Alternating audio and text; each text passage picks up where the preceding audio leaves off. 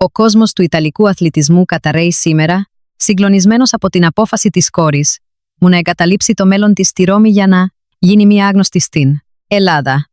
Εγώ, η μητέρα της, κάθομαι στα ερείπια των ονείρων μου και προσπαθώ να καταλάβω πως η ίδια μου η σάρκα και το αίμα πρόδωσε τα πάντα για μια χώρα που τη δίδαξα να αγνοεί. Αυτή είναι η ιστορία της προδοσίας, της απόγνωσης και τελικά της αποκάλυψης ενός μυστικού που κρύβεται πίσω από το όνομα Gioia.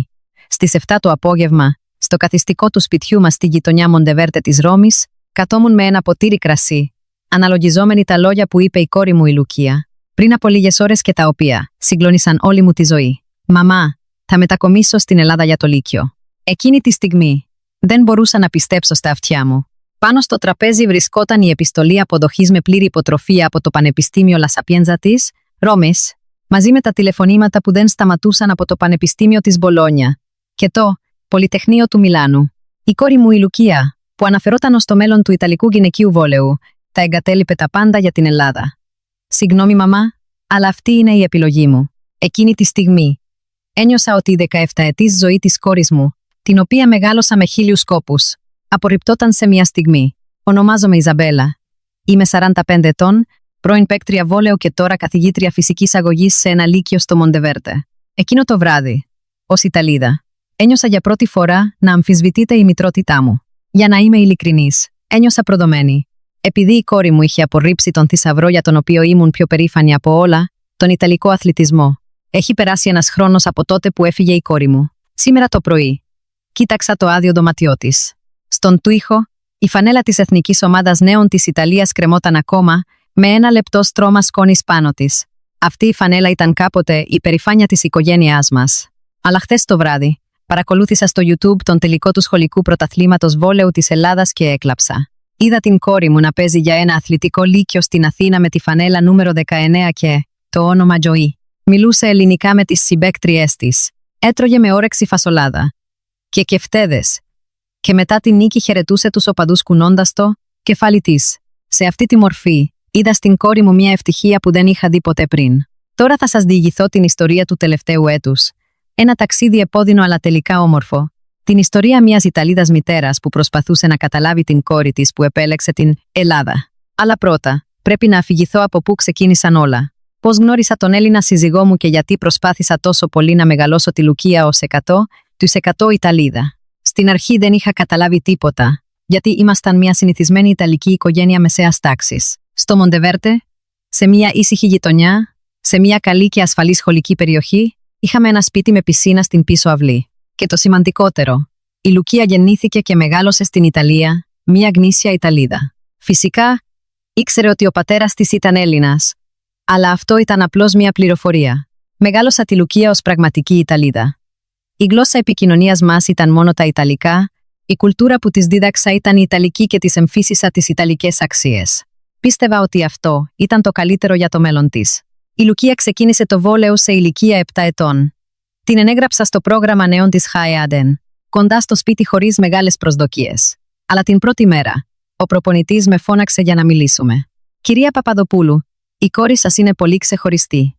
Δεν έχω δει ποτέ ξανά τέτοιο ταλέντο». Από εκείνη την ημέρα η ζωή μου άρχισε να περιστρέφεται γύρω από τη Λουκία. Ξύπνημα στις 5 το πρωί, πρωινή προπόνηση. Προπόνηση με τον σύλλογο μετά το σχολείο και τα Σαββατοκύριακα ταξίδια σε τουρνουά. Ήταν κουραστικό, αλλά ήμουν ευτυχισμένη. Το να βλέπω τη Λουκία να μεγαλώνει ήταν τα πάντα για μένα. Σε ηλικία 13 ετών, επιλέχθηκε στην ομάδα της περιοχής του Λατίου. Στα 15, μπήκε στην εθνική ομάδα νέων της Ιταλίας, έγινε ειδικό θέμα από το ESPN ως ένα νέο αστέρι που ανατέλει και μάλιστα έλαβε πρόταση χορηγίας από τη Nike. Όλα ήταν τέλεια. Αλλά εκείνη την ημέρα, όλα κατέρρευσαν.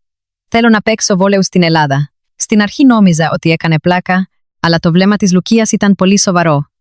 Και είχε ήδη επικοινωνήσει με ένα αθλητικό λύκειο στην Ελλάδα. Γιατί το κάνεις αυτό? Μάμα, δεν καταλαβαίνεις τι περνάω. Αυτά τα λόγια καρφώθηκαν σαν μαχαίρι στην καρδιά μου. Τι δεν καταλάβαινα. Όλη αυτή η ιστορία ξεκίνησε πριν από 21 χρόνια. Εκείνη την εποχή, ήμουν η βασική πασαδόρος της ομάδας βόλεου του Πανεπιστημίου La Sapienza και ετοιμαζόμουν να αποφοιτήσω, σκεπτόμενη μια επαγγελματική καριέρα. Μια μέρα, ένας φίλος μου σύστησε ένα νόστιμο εστιατόριο στην περιοχή Τραστέβερε. «Ιζαμπέλα, Έχεις δοκιμάσει ποτέ αυθεντικό ελληνικό φαγητό? Ένας άλλος κόσμος. Για να είμαι ειλικρινής, δεν περίμενα πολλά, αλλά πήγα από περιέργεια. Ήταν ένα μικρό μέρος, με μια ταμπέλα μεσογειακή κουζίνα. Με το που μπήκα μέσα, η μυρωδιά των ξενικών μπαχαρικών χτύπησε τη μύτη μου. «Καλησπέρα», χαιρέτησε ένας άντρας πίσω από τον πάγκο με ένα λαμπερό χαμόγελο. Ήλος, με γυαλιά. Είχε μια έξυπνη εμφάνιση. «Έρχεστε πρώτη φορά. Σας συνιστώ τη φασολάδα». «Φασολάδα». Τράλησα και εκείνος γέλασε. «Μην ανησυχείτε, θα σας τη φτιάξω πεντανόστιμη». Αυτή ήταν η πρώτη μου συνάντηση με τον σύζυγό μου, τον Νίκο. Ήταν μεταπτυχιακός φοιτητής στη σχολή κινηματογράφου και εργαζόταν η μια απασχόληση σε εκείνο, το εστιατόριο για να καλύψει τα έξοδα των σπουδών του. Το φαγητό που μου προσφέρθηκε ήταν μια πυκνή σούπα σε ένα βαθύ μπολ, με ένα χρώμα ζεστό. Καθώς έπαιρνα την πρώτη κουταλιά, το χέρι μου έτρεμε λίγο, αλλά μόλις η σούπα μπήκε στο στόμα μου μαγεύτηκα. Οι πλούσιες και σύνθετες γεύσεις ήταν τόσο αρμονικές. Ήταν πραγματικά πολύ νόστιμη. Πώς σας φάνηκε? Πω, είναι υπέροχη. Από εκείνη την ημέρα, πήγαινα σε εκείνο το εστιατόριο 3 φορές την εβδομάδα. Αν και έλεγα ότι πήγαινα για τη φασολάδα, στην πραγματικότητα πήγαινα για να γνωρίσω τον Νίκο. Μια μέρα ξεκίνησε ο ίδιος την κουβέντα. «Είσαι παίκτρια βόλεου, έτσι δεν είναι?» «Είχα δει τον αγώνα του Πανεπιστημίου Λα Σαπιένζα». «Αλήθεια. Τα καρφιά σου ήταν απίστευτα». Και έτσι ήρθαμε πιο κοντά. Ο Νίκος μου εξήγησε ότι έπαιζε βόλεου στο σχολείο του στην Ελλάδα. Το κοινό θέμα του βόλεου μας έφερε γρήγορα κοντά. Το ελληνικό βόλεϊ είναι πολύ διαφορετικό από το ιταλικό. Είναι περισσότερο προσανατολισμένο στην ομαδική εργασία και η άμυνά τους είναι πολύ ισχυρή. Ενδιαφέρον. Θα ήθελα πολύ να το δω. Ο Νίκος μου έδειξε ένα βίντεο αγώνα της Εθνικής Ομάδας Γυναικών της Ελλάδας. Το στυλ του παιχνιδιού ήταν πραγματικά διαφορετικό. Αν η Ιταλία στηριζόταν στη δύναμη και τις ατομικές ικανότητες, η Ελλάδα στηριζόταν στο σύστημα και την πεισματική άμυνα. 6 μήνες αργότερα, γίναμε ζευγάρι. Αν και υπήρχαν πολιτισμικές διαφορές, πίστευα ότι θα τα ξεπερνούσαμε όλα, επειδή ο Νίκος μιλούσε άπτεστα Ιταλικά και είχε προσαρμοστεί γρήγορα στην Ιταλική κουλτούρα. Αλλά όταν η συζήτηση ήρθε στο γάμο, εμφανίστηκε η πρώτη μας σύγκρουση. «Ιζαμπέλα, έλα να πάμε στην Ελλάδα, να γνωρίσεις την οικογένειά μου». «Μέχρι την Ελλάδα». Στην Ελλάδα, πριν από το γάμο, συνήθως οι οικογένειες γνωρίζονται. Είναι παράδοση. Απρόθυμα. Δέχτηκα να μπω στο αεροπλάνο για την Ελλάδα. Η πτήση ήταν σύντομη αλλά γεμάτη άγχος. Όμως βλέποντας το χαρούμενο πρόσωπο του Νίκου, άντεξα. Στο αεροδρόμιο της Αθήνας, η οικογένειά του περίμενε. «Καλώς ήρθες, Ιζαμπέλα». Η μητέρα του Νίκου με αγκάλιασε θερμά. Αν και τα Ιταλικά της δεν ήταν πολύ καλά, μπορούσα να νιώσω την ειλικρίνειά της. Έμεινα στην Ελλάδα μια εβδομάδα και είδα πολλά. Τις πολυσύχναστες αγορές, την Ακρόπολη, μια εκδρομή στο Σούνιο και φαγητό σε ταβέρνες. Όλα ήταν νέα και ασυνήθιστα, αλλά η οικογένεια του Νίκου μου φέρθηκε πολύ καλά. Ειδικά. Δεν θα ξεχάσω ποτέ τη φασολάδα που έφτιαξε η μητέρα του. «Για να γίνεις νύφη σε αυτό το σπίτι, πρέπει να αγαπάς τη φασολάδα», αστιεύτηκε. Στην αρχή η έντονη γεύση με εξέπληξε, αλλά παραδόξως, ήθελα συνέχεια περισσότερο. Αφού επιστρέψαμε στην Ιταλία, κάναμε ένα μικρό γάμο. Ο Νίκος, αφού αποφοίτησε, ξεκίνησε να εργάζεται στη βιομηχανία του κινηματογράφου και εγώ έγινα καθηγήτρια φυσικής, αγωγής σε ένα λύκειο. Όλα πήγαιναν καλά. Πίστευα ότι αν υπάρχει αγάπη, κάθε είδους πολιτισμική διαφορά μπορεί να ξεπεραστεί. Αλλά όταν έμαθα ότι είμαι έγκυος, εμφανίστηκε η πρώτη ανησυχία. Ποια θα ήταν η ταυτότητα του παιδιού μας, Ιταλική ή Ελληνική? Ο Νίκος γέλασε και είπε: «Γιατί όχι και τα δύο? Μπορούμε να το μεγαλώσουμε παίρνοντας τα καλύτερα και από τις δύο κουλτούρες». Αλλά δεν ήμουν σίγουρη. Πίστευα ότι για να πετύχει στην Ιταλία έπρεπε να είναι μια τέλεια Ιταλίδα.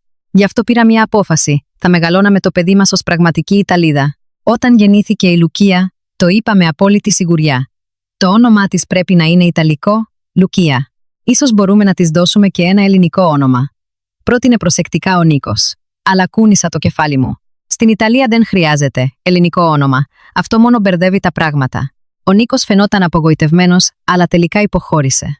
Αργότερα έμαθα ότι ο Νίκος της είχε δώσει κρυφά στην καρδιά του ένα ελληνικό όνομα, Τζόι. Η Λουκία μεγάλωσε ως ένα όμορφο κορίτσι. Τα μαλλιά της δεν ήταν ξανθά, αλλά σκούρα καστανά, είχε μεγάλα στρογγυλά μάτια και μία γαλλική μύτη. Ήταν ένα πολύ όμορφο κορίτσι μεικτής καταγωγής. Πω, η ομορφιά της είναι μοναδική. Θα μπορούσε να γίνει μοντέλο, έλεγαν συχνά οι γείτονες. Αλλά αυτό το ενδιαφέρον το ένιωσα ως βάρος. Δεν ήθελα να τη μεγαλώσω ως ένα ειδικό παιδί, ήθελα να είναι ένα συνηθισμένο Ιταλικό κορίτσι. Την ενέγραψα στο νηπιαγωγείο σε ηλικία 3 ετών. Φυσικά, ήταν ένα νηπιαγωγείο όπου μιλούσαν Ιταλικά. Μπορούμε να τις μάθουμε ελληνικά στο σπίτι. Το να είναι δίγλωση είναι μεγάλο πλεονέκτημα, πρότεινε ο Νίκος. Αλλά αρνήθηκα. Το να τελειοποιήσεις μόνο τα Ιταλικά είναι ήδη δύσκολο. Γιατί να δυσκολέψουμε τα πράγματα? Τα ελληνικά μπορεί να τα μάθει αργότερα. Μερικές φορές ο Νίκος μιλούσε στη Λουκία ελληνικά. Αλλά όταν τον κοιτούσα, γύριζε αμέσως στα Ιταλικά. Σε ηλικία 5 ετών, η Λουκία άρχισε να κάνει ερωτήσεις για τη διπλή της ταυτότητα για πρώτη φορά. «Μαμά, γιατί τα μαλλιά μου δεν είναι ξανθά όπως της Έμα? Επειδή τα μαλλιά του μπαμπά είναι σκούρα, αγάπη μου. Και γιατί ο μπαμπάς δεν μοιάζει με τους άλλους μπαμπάδες?» Για μία στιγμή δίστασα, αλλά απάντησα ήρεμα. «Όλοι είναι διαφορετικοί, αγάπη μου. Αλλά όλοι είμαστε ίδιου. Είμαστε Ιταλοί». Η Λουκία κούνησε το κεφάλι της, αλλά δεν φαινόταν να έχει καταλάβει πλήρως. Σε ηλικία 7 ετών, ήρθε η καθοριστική στιγμή. Στη Χειρά. Κοντά στο σπίτι άνοιξε τάξη βολέου για παιδιά. «Μάμα, και εσύ έπαιζες παλιά βόλεου?» «Έτσι δεν είναι. Θέλω να δοκιμάσω». Την πρώτη μέρα, όταν η Λουκία μπήκε στο γυμναστήριο, τα μάτια της έλαμψαν όταν είδε την μπάλα του βόλεου. Όταν ο προπονητής έδειξε τις βασικές κινήσεις, μπόρεσε να τις μιμηθεί με την πρώτη προσπάθεια. «Ποπό, αυτό είναι ιδιοφύλλα. Υπάρχει αθλητής στην οικογένεια». Εγώ έπαιζα βόλεο στο πανεπιστήμιο». Γι' αυτό. Αλλά αυτό δεν μπορεί να εξηγηθεί μόνο με τα γονίδια. Αυτό είναι πραγματικό ταλέντο. Από εκείνη την ημέρα ξεκίνησε η ζωή του βόλεου για τη Λουκία. Έκανε προπόνηση κάθε μέρα και τα Σαββατοκύριακα πήγαινε σε αγώνες. Βελτιώθηκε με απίστευτη ταχύτητα. Στα 10 της, πήρε το βραβείο καλύτερης παίκτριας στην ομάδα του συλλόγου. Στην τελετή απονομής, η Λουκία έκανε μία ομιλία. «Αγαπώ τη μαμά και τον μπαμπά, καθώς και τον παππού και τη γιαγιά». Η οικογένεια του Νίκου είχε έρθει για πρώτη φορά από την Ελλάδα για να δει την εγγονή της. «Η Τζοή μας. Πόσο υπέροχη είναι», είπε η γιαγιά στα ελληνικά. Και αυτό μπέρδεψε τη Λουκία. «Τζοή, που είναι αυτή?» «Εσύ είσαι, αγάπη μου, το ελληνικό σου όνομα». Η Λουκία με κοίταξε με έκπληξη. Διόρθωσα αμέσως την κατάσταση. «Η γιαγιά ήθελε να σε φωνάζει έτσι, μην δίνεις σημασία». Αλλά από εκείνη τη μέρα, η Λουκία συχνά μονολογούσε μπροστά στον καθρέφτη. «Τζοή, ποια είμαι στην πραγματικότητα?» Κοιτάζοντας πίσω, ίσως η σύγχυση ταυτότητας της Λουκίας να ξεκίνησε τότε. Όταν ξεκίνησε το γυμνάσιο, η κατάσταση έγινε πιο περίπλοκη. «Λουκία, τι είσαι εσύ?» «Ελληνίδα ή Λευκή?» ρώτησε ένας από τους φίλους της την πρώτη μέρα στο μεσημεριανό. Η Λουκία απάντησε με έκπληκτο πρόσωπο. «Είμαι Ιταλίδα». «Όχι, ενώ τη ράτσα σου». «Χμμισή». Τα άλλα παιδιά γέλασαν. Ίσως να μην είχαν κακή πρόθεση, αλλά η Λουκία φαινόταν λυπημένη. Εκείνο το βράδυ με ρώτησε. «Μαμά, ποια είμαι στην πραγματικότητα?» «Είσαι η Λουκία, και αυτό είναι το πιο σημαντικό. Αλλά στο σχολείο όλοι ρωτάνε από πού είμαι». «Πες τους ότι είσαι από το Λάτιο». «Όχι. Εννοούν από πού κατάγονται οι προγονείς μου». Αναστέναξα. «Ο παπάς σου είναι από την Ελλάδα, και εγώ γεννήθηκα εδώ. Αλλά το πιο σημαντικό είναι ότι είσαι μια Ιταλίδα». Η Λουκία έκανε μια έκφραση μη ικανοποίησης, αλλά δεν έκανε άλλες ερωτήσεις. Στο σχολείο, το καθεστώς της Λουκίας ήταν ασαφές. Για τα λευκά παιδιά ήταν η μισή Ελληνίδα. Για τα παιδιά μεταναστών οικογενειών ήταν η Λευκή. Ευτυχώς γινόταν αποδεκτή στην ομάδα βόλεου. Το καρφί της Λουκίας είναι απίστευτο. Οι συμπαίκτριές της αναγνώριζαν το ταλέντο της και αυτό κρατούσε το ηθικό της ψηλά. Αλλά μικρά περιστατικά συνέχιζαν να συμβαίνουν. Μία μέρα, όταν πήγαμε σε ένα ελληνικό εστιατόριο, ο σερβιτόρος μίλησε στη Λουκία ελληνικά. «Συγγνώμη, μιλάω μόνο Ιταλικά». «Συγγνώμη, νόμιζα ότι είσαστε Ελληνίδα». «Είμαι μισή». «Μισή. Τους κεφτέδες τους θέλετε με σκόρδο?» «Όχι πολύ». Ο σερβιτόρος έκανε μια έκπληκτη έκφραση. «Υπάρχει Έλληνας που να μην τρώει κεφτέδες με σκόρδο?» Επιστρέφοντας στο σπίτι, η Λουκία ρώτησε. «Μαμά, είμαι παράξενη. Είμαι Ελληνίδα αλλά δεν ξέρω ελληνικά. Δεν μου αρέσουν τα ελληνικά φαγητά». «Δεν είσαι παράξενη, αγάπη μου. Απλώς μεγάλωσες ως Ιταλίδα. Αλλά δεν είμαι και 100% Ιταλίδα». Αυτά τα λόγια με άφησαν άφωνη. Στην τάξη, συνέβη ένα γεγονός που αποτέλεσε σημείο καμπής. Ήταν ο τελικός του περιφερειακού πρωταθλήματος και από τις κερκίδες της αντίπαλης ομάδας ακούστηκε ένα παράξενο σύνθημα. «Προσέξτε εκείνη την Ελληνίδα. Επίθεση με γύρω έρχεται». Όλη η αίθουσα σιώπησε. Ο διαιτητής έκανε παρατήρηση, αλλά εκείνη τη στιγμή η ψυχολογία της Λουκίας είχε ήδη καταρρεύσει. Κανονικά δεν έβαζε λιγότερους από 30 πόντους, αλλά εκείνη τη μέρα έβαλε μόνο 10. Μετά τον αγώνα, η Λουκία έκλαιγε με λυγμούς στο αυτοκίνητο. «Γιατί μου φέρονται έτσι? Εγώ απλώς θέλω να παίξω βόλεου. Επειδή υπάρχουν ηλίθιοι άνθρωποι σε αυτόν τον κόσμο που δεν ξέρουν τίποτα. Μην δίνεις σημασία». Πώς να μην δίνω σημασία? Όπου και να πάω, είμαι πάντα μία ξένη, και ανάμεσα στους Λευκούς και ανάμεσα στους Έλληνες. Εκείνο το βράδυ, μίλησα σοβαρά με τον Νίκο. Η Λουκία υποφέρει λόγω της διπλής της ταυτότητας. Σου είχα πει πρέπει να της μάθουμε την ελληνική κουλτούρα. Πρέπει να υπάρχει μια ισορροπία. Έχει σημασία αυτό τώρα? Φυσικά και έχει. Η Λουκία είναι ταυτόχρονα και Ελληνίδα. Για να πετύχει στην Ιταλία. Αν το παιδί μας δεν είναι ευτυχισμένο, τι επιτυχία είναι αυτή? Ο Νίκος ύψωσε τη φωνή του για πρώτη φορά. Σαν να είχαν εκραγεί όλα τα συναισθήματα που κρατούσε μέσα του τόσο καιρό. Λίγες μέρες αργότερα, ο Νίκος πρότεινε: αυτές τις καλοκαιρινές διακοπές, ας πάμε στην Ελλάδα. Η Λουκία θέλει επίσης να δει τον παππού και τη γιαγιά της. Αλλά έχει Cup Volley. Μόνο μία εβδομάδα. Η Λουκία χρειάζεται και ξεκούραση. Δέχτηκα απρόθυμα, χωρίς να ξέρω ότι αυτή η απόφαση θα άλλαζε τα πάντα. Πριν αφηγηθώ το ταξίδι στην Ελλάδα, πρέπει να πω πως η Λουκία έγινε το νέο αστέρι του Ιταλικού βόλεου. Σε ηλικία 14 ετών, ως μαθήτρια της πρώτης λυκείου, ήταν το αντικείμενο πόθου για τους ανιχνευτές ταλέντων διαφόρων πανεπιστημίων. Με ύψος 1,75, εξαιρετικό άλμα και έμφυτο ένστικτο παιχνιδιού, όλα ήταν τέλεια. Κυρία Παπαδοπούλου, η Λουκία είναι πολύ ξεχωριστή. Το επίπεδο του παιχνιδιού της έχει ξεπεράσει προπολού το επίπεδο του λυκείου, είπε ο προπονητής της σχολικής ομάδας. Το να ξεκινάει μια πρωτοετής μαθήτρια στην βασική εξάδα ήταν πρωτοφανές στην ιστορία του σχολείου. Στην πρώτη της σεζόν, η Λουκία είχε μέσο όρο 22 πόντους ανά αγώνα. Οι τοπικές εφημερίδες είχαν τίτλο «Το θάμα του βόλεου στο Μοντεβέρντε και ανιχνευτές από πανεπιστήμια άρχισαν να έρχονται στο σχολείο μας». Το La Sapienza δείχνει ενδιαφέρον, υπάρχει επαφή από το Πανεπιστήμιο της Μπολόνια και το Πολυτεχνείο θέλει να υπογράψει πρόωρο συμβόλαιο. Ήμουν έτοιμη να πετάξω από τη χαρά μου.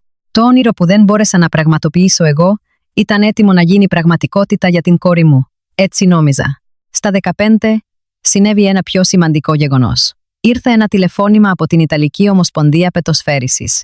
Θέλουμε να καλέσουμε τη δεσποινής Λουκία Παπαδοπούλου στα δοκιμαστικά της Εθνικής Ομάδας νέων. Δεν μπορούσα να πιστέψω στα αυτιά μου. Κανονικά σε αυτή την ομάδα μπαίνουν παίκτριες 17 ή 18 ετών. Και η Λουκία είχε κληθεί στα 15.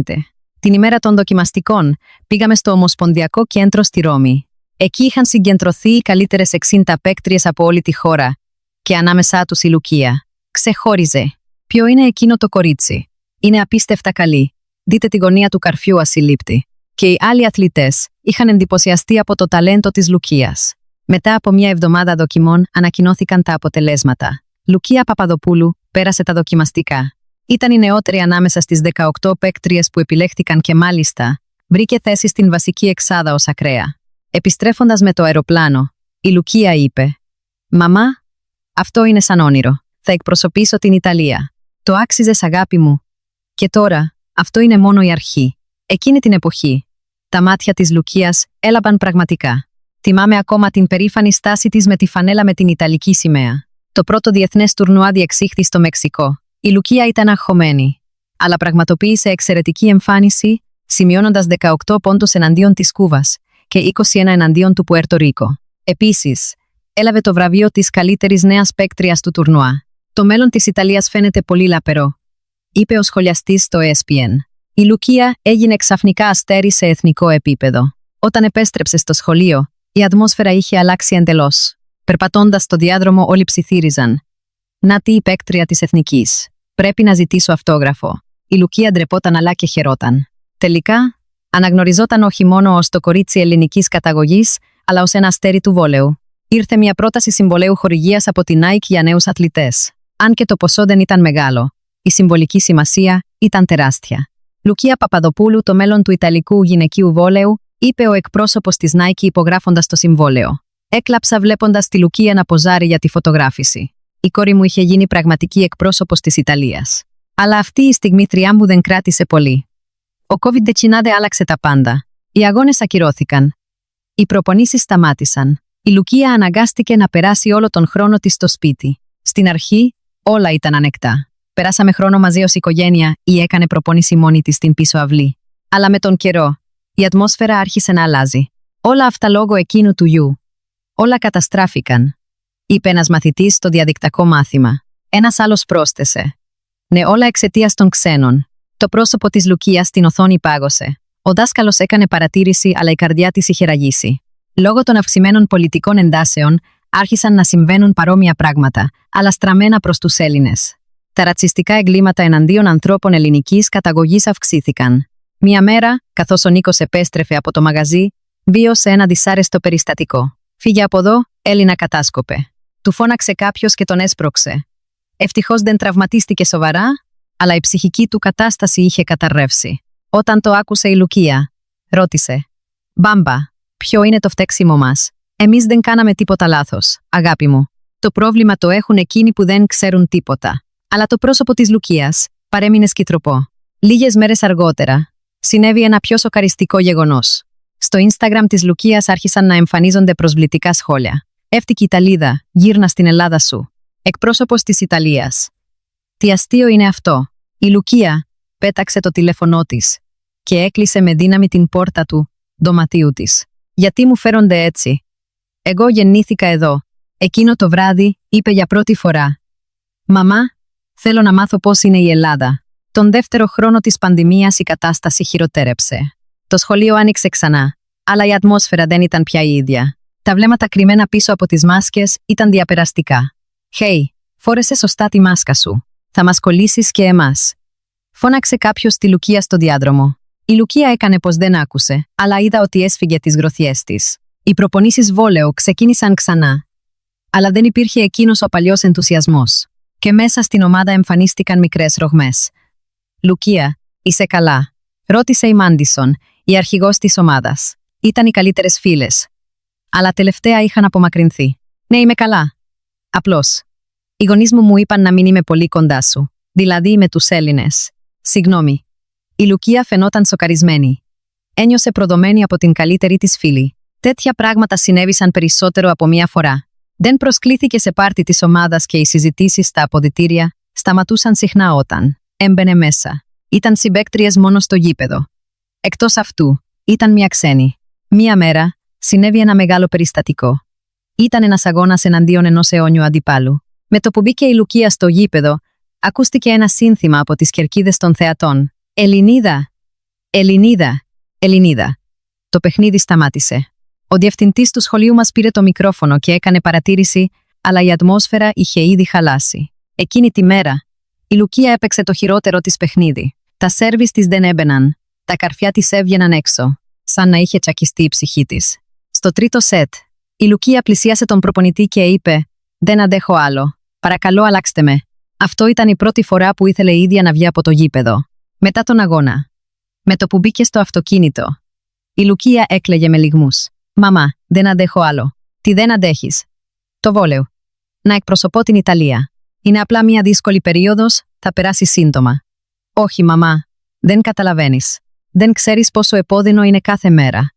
Δεν είμαι Ιταλίδα. Τουλάχιστον στα μάτια όλων». Εκείνο το βράδυ, η Λουκία έβγαλε τη φανέλα της Εθνικής Ομάδας Νέων της Ιταλίας και την έβαλε βαθιά στην ντουλάπα. Το επόμενο πρωί, αντιμετώπισα ένα σοκαριστικό θέαμα. Η Λουκία παρακολουθούσε κάτι στο λάπτοπ της. Ήταν ένας αγώνας πρωταθλήματος βόλεου της Ελλάδας. «Τι βλέπεις?» «Γυναικείο βόλεο Ελλάδας. Αμπέρε με εθνική κατηγορία». «Γιατί το βλέπεις αυτό?» «Απλά από περιέργεια. Οι αθλήτριες στην οθόνη ίσως να μην ήταν τόσο δυνατές όσο οι Ιταλίδες αθλήτριες, αλλά έδειχναν απίστευτη άμυνα. Και το πιο εντυπωσιακό ήταν η ομαδική τους εργασία. Ο τρόπος που αγκαλιάζονταν και στήριζαν η μία την άλλη έδειχνε έναν ισχυρό δεσμό. Πω, απίστευτο. Αυτή η παίκτρια βόλεο δεν είναι ψηλή, αλλά η τεχνική της είναι θεοκή». Τα μάτια της Λουκίας έλαμπαν. Ήταν μια ζωντανή έκφραση προσώπου που είχα καιρό να δω. Λίγες μέρες αργότερα, ο Νίκος είπε: «Η γιαγιά είναι βαριά άρρωστη. Αυτό το καλοκαίρι ας πάμε στην Ελλάδα». Κανονικά θα αρνιόμουν, αλλά βλέποντας την κατάσταση της Λουκίας, ένιωσα ότι χρειαζόταν μια αλλαγή. «Εντάξει, ας πάμε». Η Λουκία ρώτησε με έκπληξη: «Αλήθεια, θα πάμε στην Ελλάδα?» «Ναι, για λίγες εβδομάδες». «Πω. Μπορούμε να δούμε ελληνικό βόλεο». Για πρώτη φορά έδειξε τέτοιο ενθουσιασμό. Μια μέρα πριν φύγει, η Λουκία έκανε εξάσκηση στους ελληνικούς χαιρετισμούς. «Γεια σας, με λένε Λουκία».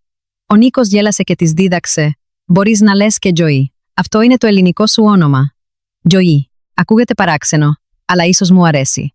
Εκείνη την εποχή δεν ήξερα ότι εκείνο το όνομα θα άλλαζε τη ζωή της Λουκίας για πάντα. Στο αεροδρόμιο, η Λουκία ρώτησε: «Μαμά, και στην Ελλάδα θα με κοιτάζουν παράξενα?» «Δεν ξέρω, αγάπη μου. Πρέπει να πάμε να δούμε». Καθώς παρακολουθούσα την απογείωση του αεροπλάνου, ανησυχούσα. Και αν η Ελλάδα πληγώσει ξανά τη Λουκία. Αλλά μερικές φορές, το μέρος που μας πληγώνει είναι το ίδιο μέρος όπου βρίσκουμε θεραπεία. Κατά τη διάρκεια της 2 ώρης πτήσης πάνω από την Αδριατική, η Λουκία παρακολουθούσε βίντεο ελληνικού βόλεου.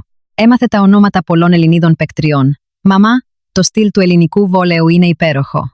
Μπορεί να μην έχει τόση δύναμη, αλλά η τεχνική είναι θεοκή. Το γεγονός ότι η Λουκία μιλούσε ξανά με τόσο ενθουσιασμό για το βόλεο μου προκάλεσε μεικτά συναισθήματα. Σαν να προσπαθούσε να βρει στο ελληνικό βόλεο κάτι που το ιταλικό βόλεο δεν μπορούσε να της δώσει. Όταν φτάσαμε στο αεροδρόμιο της Αθήνας, η οικογένεια του Νίκου μας περίμενε. «Α, η δική μας Τζοή, πόσο μεγάλωσες!» Η γιαγιά αγκάλιασε σφιχτά τη Λουκία. Η Λουκία φαινόταν λίγο αμήχανη, αλλά η έκφραση του προσώπου της ήταν χαλαρή. «Γεια σου, γιαγιά», χαιρέτησε η Λουκία με ασυνήθιστο τόνο. Αν και δεν ήξερε ελληνικά, οι καρδιές φαίνονταν να καταλαβαίνονται. Η γιαγιά είπε κάτι στον Νίκο και εκείνος το μετέφρασε.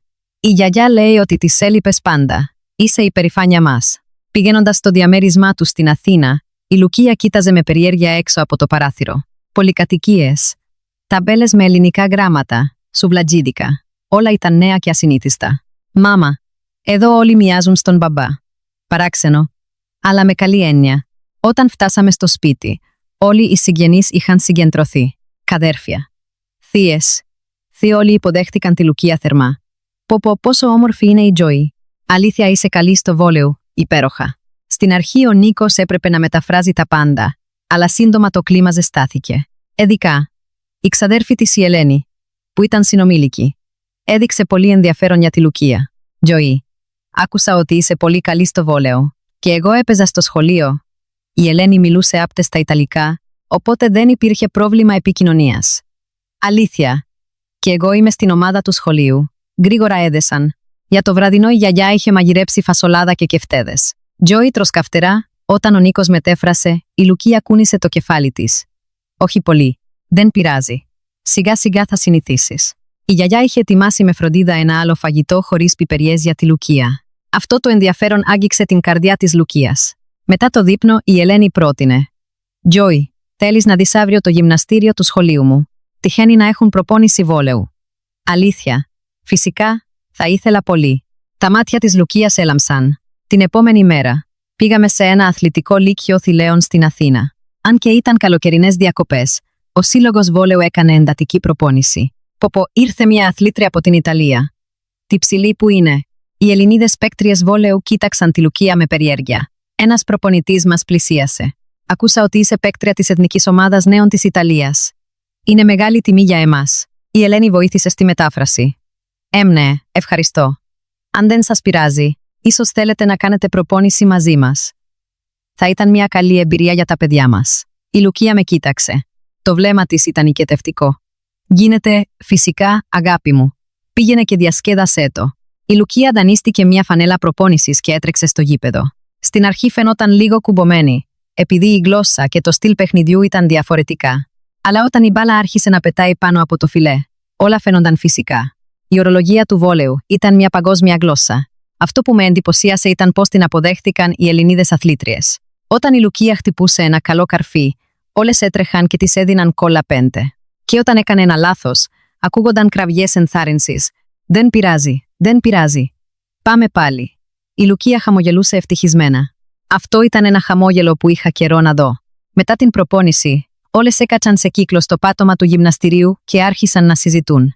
«Τζοή, ποια είναι η διαφορά ανάμεσα στο ιταλικό και το ελληνικό βόλεο?» ρώτησε ένα από τα κορίτσια. Η Ελένη μετέφρασε. Η Λουκία σκέφτηκε για λίγο και απάντησε. «Στην Ιταλία δίνεται περισσότερη σημασία στην ατομική ικανότητα. Εδώ, η ομαδική σας εργασία είναι απίστευτη. Έχω εντυπωσιαστεί πολύ. Και ποιο στυλ σου αρέσει περισσότερο?» «Στην πραγματικότητα, πάντα ονειρευόμουν να παίζω σε μια τέτοια ομάδα».